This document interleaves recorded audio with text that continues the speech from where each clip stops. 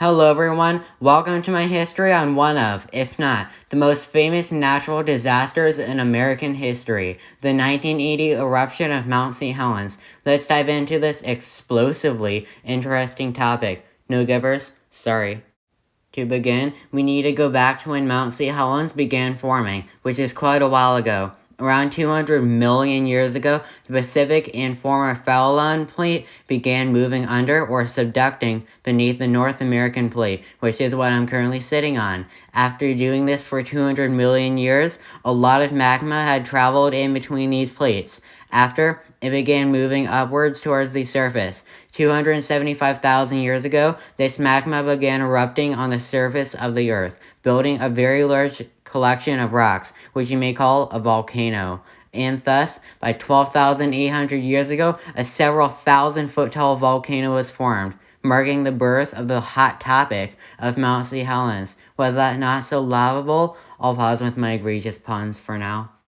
Following a boring few millennia of small eruptions and dormancy at Mt St Helens was a sudden change in eruption style. In 1480, a very large eruption occurred. It is arguably several times larger than the famed eruption I will mention later on. This eruption caused ash to travel 50 miles from the volcano. After this eruption was a long dormancy and several mediocre, boring eruptions. Anyways, I'll cut to slack. I'm running on fumes at this point, and I need to interrupt this boredom, as it isn't too hot. Ha, I got 3.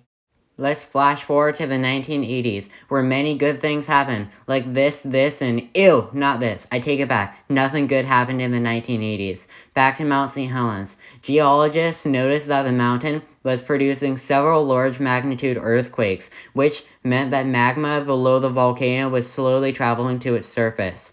After a massive magnitude 4 earthquake on March 20th, 1980, activity began to grow. Fumaroles, or steam vents around the volcano, began to emit gases, and magma was now less than 50 feet beneath the surface of the mountain. By the end of April of 1980, so much magma had pooled in the mountain that it began to clearly form a bulge on the side of the mountain. Now, pressure was about to reach a breaking point.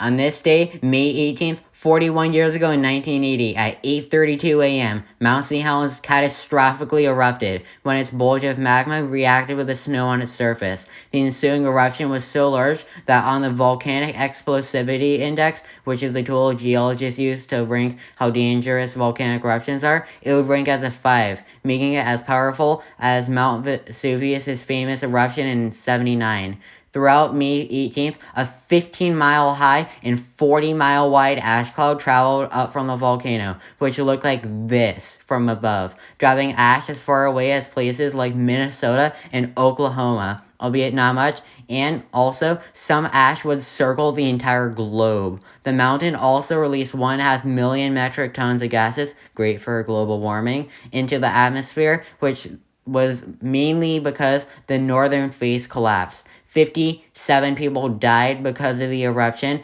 and by its end, the mountain went from looking like this to this.